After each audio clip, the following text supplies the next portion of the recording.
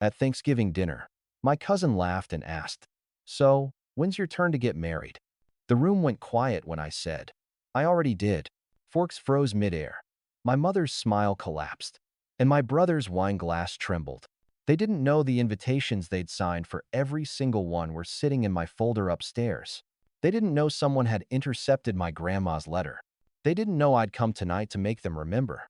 But what they didn't know was, before I continue, tell me where you're watching from. And hit like and subscribe if you've ever been betrayed by family, the kind of betrayal that doesn't scream, it just erases you. Because this story isn't about anger. It's about what happens when the quiet one finally stops being invisible and decides to be heard. I stopped telling my family about my life when I turned 24. Not out of spite, just exhaustion. Like watering a plant that refused to grow eventually, you just stop.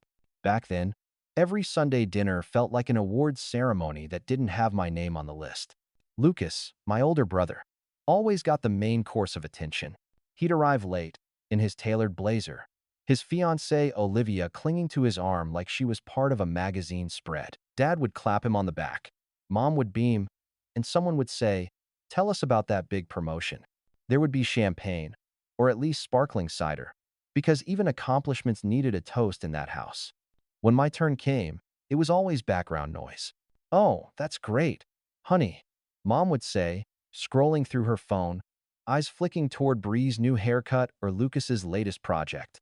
Once, I tried to make it special, told them I'd just been promoted to lead developer, leading 8 engineers. Dad didn't even look up. "Good. Don't let it get to your head," he said. Mom smiled faintly. "You always liked computers." And then Bree started talking about her new apartment downtown. And just like that, the conversation moved on. The sound of silverware and laughter felt louder after that.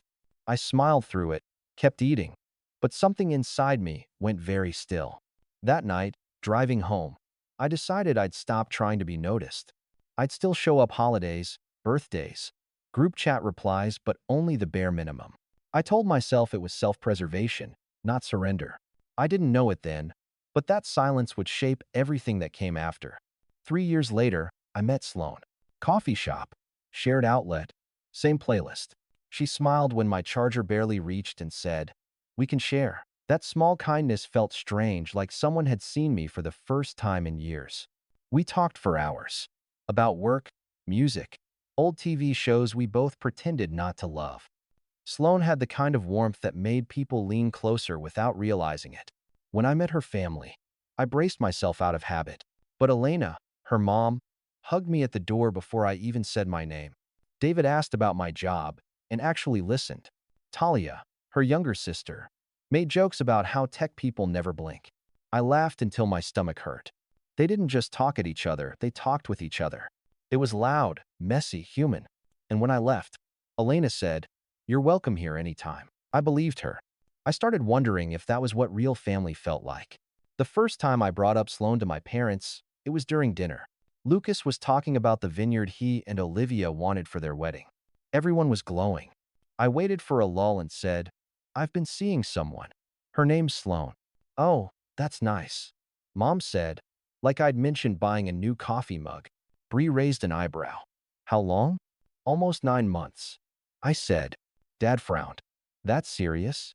"Yeah," I answered. Mom nodded, already turning back to Lucas. "Well, don't rush into anything."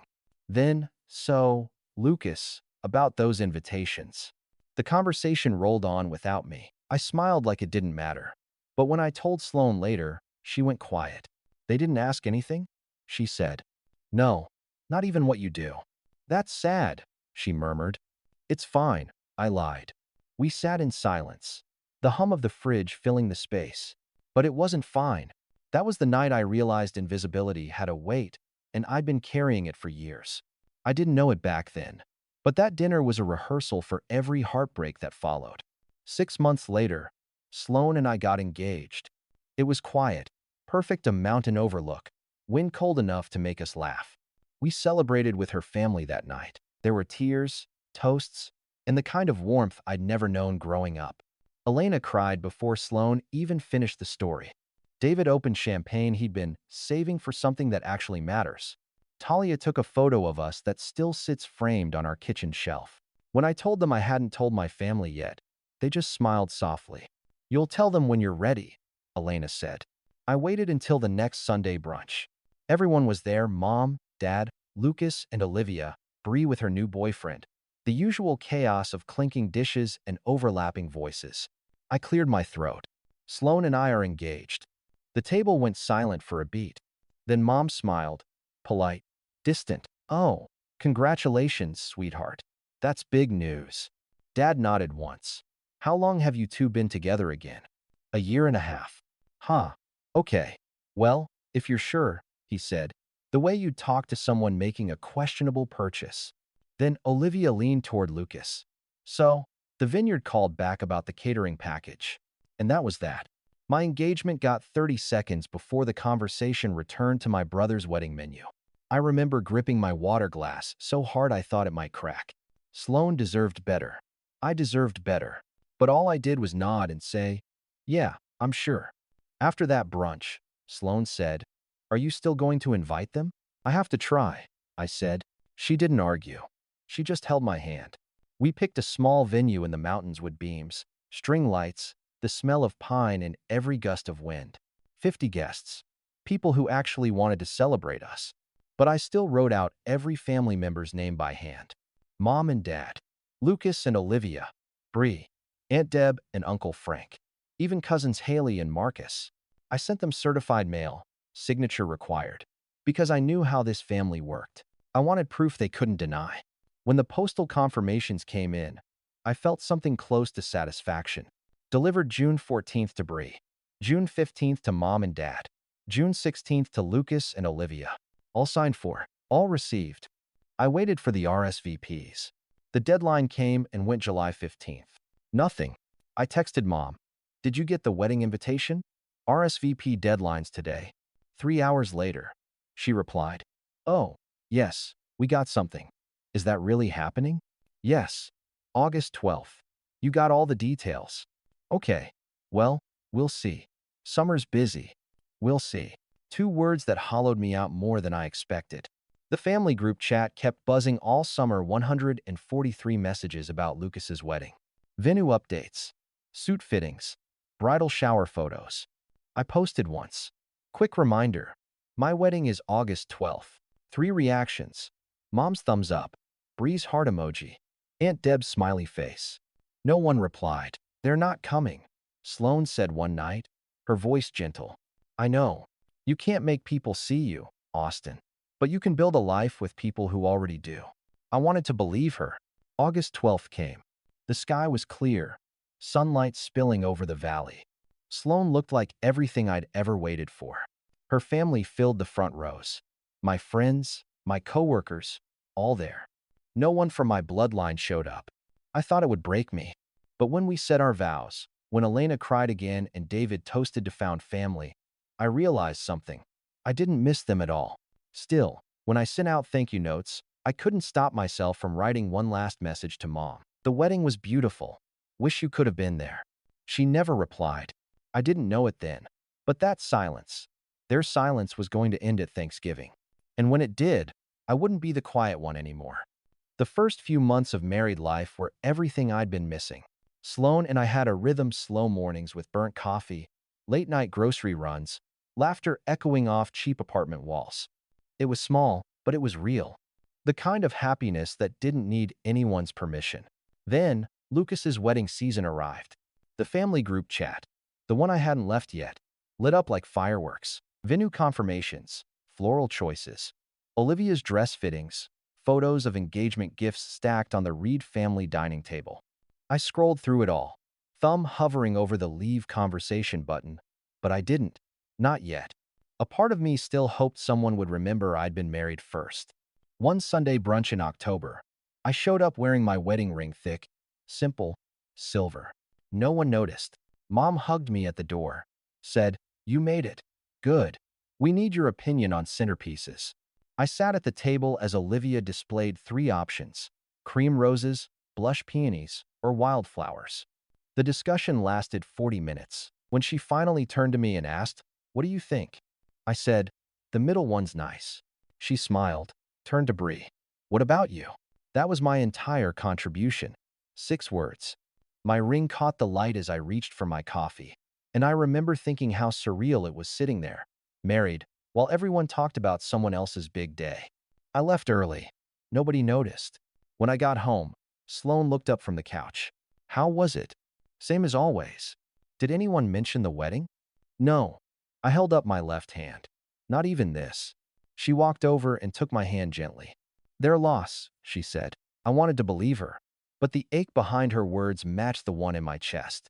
2 weeks later, I received an envelope in the mail. Lucas and Olivia's wedding invitation. Gold-foiled, embossed, heavy paper. I ran my fingers over it and felt something between irony and nausea.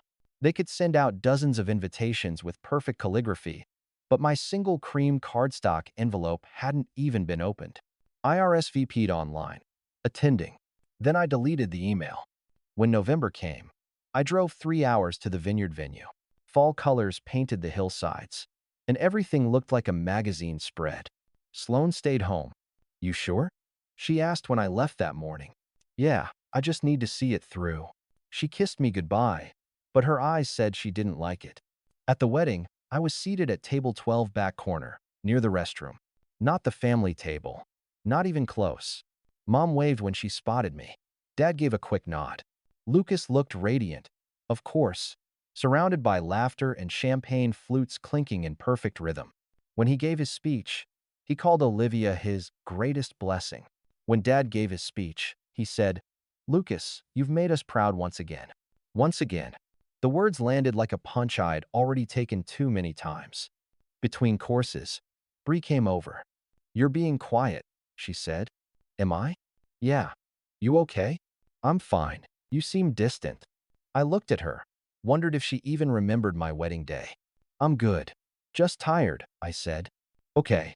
She smiled, already scanning for her next selfie. Enjoy the night. I left before the dancing started. Nobody saw me go.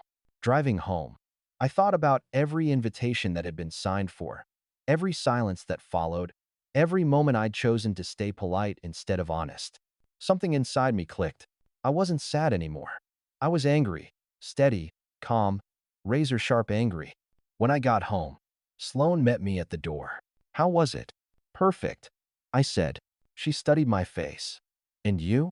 Invisible, as usual. She didn't say anything for a long time. Then, quietly, you know this can't keep going, right? They're going to find out eventually. I know. How do you want them to find out? I looked at her, and for the first time, I felt clarity instead of pain. I don't want them to just hear it, I said. I want them to see it. I didn't know how yet, but I knew Thanksgiving was coming, and I knew they'd all be there. 2 weeks before Thanksgiving, the group chat exploded again. Mom, Thanksgiving at our house this year. Everyone must come. No excuses.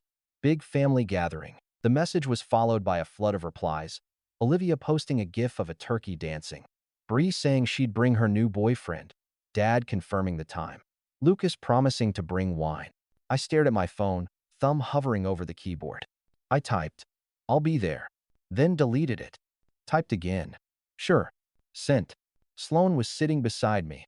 Laptop open. You're going? She asked. I think I have to. She paused, watching my face.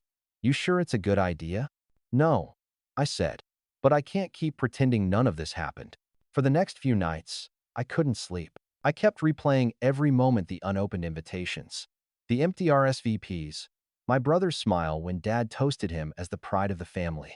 I wasn't going to yell. I wasn't going to cry. I wanted proof, undeniable, tangible, in their own handwriting. So I opened my laptop and found the old email thread with the printing company. Hi, I need physical copies of the delivery confirmations from my order in June. Do you keep those records? They replied within an hour. Yes, we do. Give us your order number and we'll mail certified copies. When the documents arrived, I laid them out on the table like evidence in a trial. One for Mom and Dad signed by Margaret Reed, June 15th, 10:47 a.m. One for Lucas and Olivia signed by Olivia Park, June 16th, 2:32 p.m. One for Bree signed by Brianna Reed, June 14th, 3:15 p.m. and one for Aunt Deb and Uncle Frank signed by Deborah Franklin. June 17th, 11:02 a.m. Every signature perfect. Each timestamp an accusation. Sloan came home from work and found me staring at them. She looked down, eyes scanning the papers. "You're really doing this," she said quietly. "I am. This is nuclear, Austin. You can't take it back." "I don't want to." She leaned on the counter, watching me.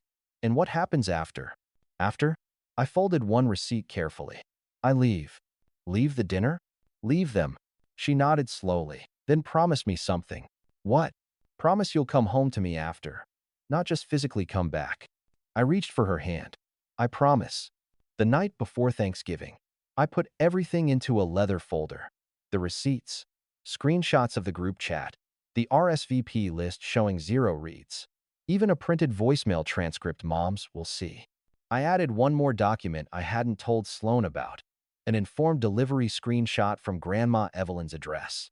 It showed a blurred image of my wedding envelope, marked forwarded to alternate address. My parents' address. They hadn't just ignored me, they'd intercepted Grandma's invitation. That was the last drop of mercy draining out of me. Thanksgiving morning came cold and bright. The air had that early winter bite, sharp enough to keep me awake as I drove. Halfway there, my phone buzzed Sloan's message. "You've got this. I love you." I texted back, "I love you too. See you soon." I parked outside my parents' house. The driveway was full Lucas's Tesla, Bree's bright red coupe, Aunt Deb's minivan. Through the window, I saw them laughing, moving between kitchen and dining room, lights spilling over everything warm and golden. For a moment, I just sat there, hands gripping the wheel, thinking I could still turn around. But then I saw Dad walk past the window, laughing, and something inside me hardened. I grabbed the folder from the passenger seat and stepped out. Leaves crunched under my boots. The house smelled like turkey and cinnamon when Mom opened the door. "There you are," she said, hugging me. "We were wondering when you'd show up." "Yeah," I said. "Traffic." She didn't notice the folder in my hand. Inside, the same rhythm as always. Lucas pouring wine, Olivia showing travel photos, Bree bragging about her boyfriend's promotion. The TV in the living room played football too loud, the kind of background noise that used to drown out my voice. I sat quietly through dinner, answering polite questions, smiling when expected. Dad leaned back, wiping his mouth. "Good year," he said proudly. "Lucas's wedding. Bree's new job. We've got a lot to be thankful for." Mom nodded. "We're very blessed." No one asked about me. Then Cousin Haley, oblivious, turned to me with a teasing smile. "So, Austin, when's your turn? When are you finally getting married?" The room fell quiet, not completely silent, but heavy, like the air before a storm. I set down my fork slowly. "I already did," I said. Confused laughter rippled through the table. "What?" Dad frowned. "I already got married. Last summer." Mom blinked, her face tightening. "You're joking." I stood up. "No. August 12th. I sent invitations. You all signed for them." The silence that followed wasn't shock, it was guilt wearing confusion as a mask. Dad started to speak, but I didn't let him. I walked to the entryway, set the folder on the table, and unzipped it. Paper rustled like thunder. "Let's talk about that," I said. And as I carried the folder back to the dining table, every pair of eyes followed me. They still didn't know what was coming, but they would. Every receipt, every signature, every lie. I placed the folder on the dining table, right between the mashed potatoes and the gravy boat. The air shifted. Conversations died mid-sentence. Forks hit plates with a soft clink. Every eye turned toward me. "Here," I said quietly, sliding the first document toward Mom. "This one's yours." She looked confused until she saw her own handwriting. Margaret Reed, June 15th, 10:47 a.m. The black ink might as well have been blood. "I don't understand," she whispered. "You signed for my wedding invitation. You got it. You all did." I pulled another page and handed it to Lucas. "Yours, too." Signed by Olivia Park, June 16th, 2:32 p.m. Olivia's face drained of color. "That can't be right. I don't remember." I cut her off. "You signed for it. You looked right at my name and threw it away." Across the table, Bree stared down as I slid the next sheet in front of her. "Delivered June 14th. 3:15 p.m. Signed by Brianna Reed. Ring a bell? She opened her mouth, closed it again, fingers trembling. I remember a package. I didn't think it was real? I asked. You didn't think I was real? The last sheet went to Aunt Deb. Yours, too. Delivered June 17th. 11:02 a.m. Signed by you. The table was silent except for the faint hum of the refrigerator. Everyone's eyes darted from the papers to me. You all got them, I said. Every single one of you signed for a letter with my name on it. And not one of you came. Dad leaned back in his chair, forcing calm. Austin, this isn't the place. It's the only place, I said. Because every other place, you talk over me. You laugh, you toast, you move on. Not tonight. Mom's voice cracked. We didn't know you were serious. You received a formal wedding invitation. Gold lettering. RSVP card. You thought that was a prank? She covered her mouth, eyes watering. I didn't think. No, I said sharply. You never do. You assume. You assume I'm fine being invisible, that I don't need the same respect you hand out like candy to everyone else. Dad's tone hardened. You could have called, followed up, made sure. I did, I said, pulling out my phone. I opened the screenshot of our old texts and set it on the table. Did you get the invitation? RSVP deadlines today. I scrolled down. Your reply. Oh, yes. We got something. Is that really happening? Then, we'll see. The words hung there, ugly and undeniable. Mom's shoulders shook. It was a busy summer. You found time for Lucas's wedding, I said. For Bree's promotion party. For every photo-ready moment. Just not for me. Olivia whispered. I'm so sorry. I honestly thought it was spam. I snapped. You thought a wedding invitation from your husband's brother was junk mail? Lucas finally spoke. Hey, come on. Don't take it out on her. I turned to him. You told Dad not to let me steal your spotlight. I saw the email. His jaw clenched. Where did you? You used Mom's laptop to send it. She saves everything. You just didn't think I'd ever look. The room went still. Even the TV announcer seemed to pause. I wasn't trying to hurt you, Lucas said quietly. I wanted our day to be ours. And mine didn't deserve to exist? He didn't answer. I reached into the folder one more time and pulled out a small printout, the USPS informed delivery image of Grandma's envelope. This, I said, sliding it to Mom, was addressed to Grandma Evelyn. It says forwarded to alternate address. Your address. Her face froze. She called me last week. I continued. Said she never got an invitation. You intercepted it. You didn't even let your own mother decide for herself. I was going to tell her, Mom whispered. When? I asked. After the wedding? After the photos? After pretending your middle child didn't exist? She started to cry, full-bodied sobs shaking her shoulders. I didn't mean. Yeah, I said quietly. That's the problem. You never mean to. You just do it anyway. For a long moment, nobody spoke.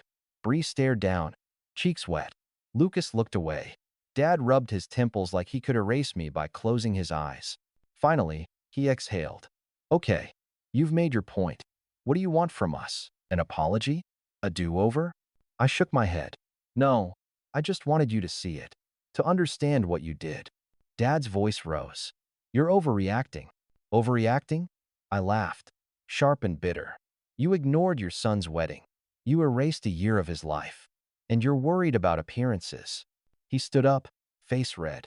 You're being dramatic. I met his eyes. No, I'm being done. The words landed like a slap. I gathered the papers, stacked them neatly, and placed them back in the folder. Keep these, I said. You'll need reminders when you tell people you didn't know. Mom reached out. Austin, please don't leave like this. Let's talk. There's nothing left to say, I said, slipping into my coat. Let us meet her, she begged. Let us meet Sloane. I looked at her, my voice low and even. You had your chance. You threw it in the trash. Behind me, chairs scraped, people calling my name, voices overlapping apologies, excuses, demands. I didn't turn around. At the door, Dad barked. Don't walk away from this family. I looked over my shoulder, meeting his glare. You walked away first. And then I opened the door. Cold air rushed in, cutting through the heat and the smell of turkey and guilt. For a second, everything was perfectly still, the kind of silence you only get after a storm passes. I stepped outside. The wind hit my face, clean and merciless. Behind me, I could still hear them. Mom crying, Lucas swearing, Bree calling my name, but the sound grew smaller with every step. When I reached my car, my phone was already buzzing. I turned it face down on the seat and started the engine. The folder sat beside me. Proof, evidence, closure.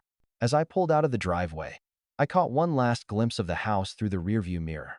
Warm light, perfect facade, and somewhere inside, my family realizing that the quiet one had finally learned how to speak. I smiled, small, cold but real. For the first time, silence felt like freedom. The drive home felt like surfacing from deep water. The farther I got from that house, the easier it was to breathe. My phone lit up on the seat beside me. Mom, Lucas, Bree, all calling in frantic waves. Then texts. Please answer. We didn't mean it like that. Can we talk? I didn't open a single one. When I pulled into our driveway, the porch light was already on. Sloane was waiting in the doorway, hair tied up, wearing one of my hoodies. The second she saw me, she smiled in that soft, knowing way that made everything else fade. You did it, she said quietly. I nodded, stepping inside, setting the folder on the counter. It's done. How do you feel? Lighter. I paused, but not finished. She looked at me, head tilted. What do you mean? Thanks for watching. I opened the folder and pulled out one document. The USPS image showing my grandmother's forwarded envelope. The proof that Mom had intercepted it. This one stays with me, I said. I'm not using it. Not yet. Sloane frowned slightly. You're keeping evidence? I smiled, just a little. Let's call it insurance. That night I finally listened to one voicemail. It was Grandma Evelyn. Her voice was soft but steady. I heard what happened, sweetheart. I didn't know, or I would have been there. You always mattered to me. Don't let their blindness make you doubt that.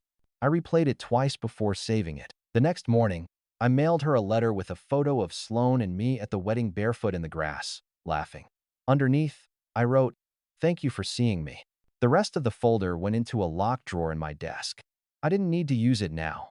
But someday, if they tried to rewrite history, if they started telling people it was all a misunderstanding, well, they'd find out the truth never disappeared.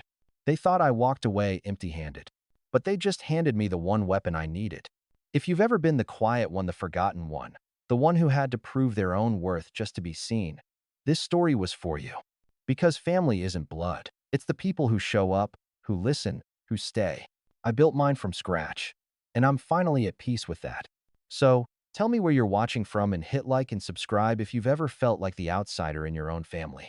This story isn't over. Sometimes, the real revenge is living a life that no one thought you could.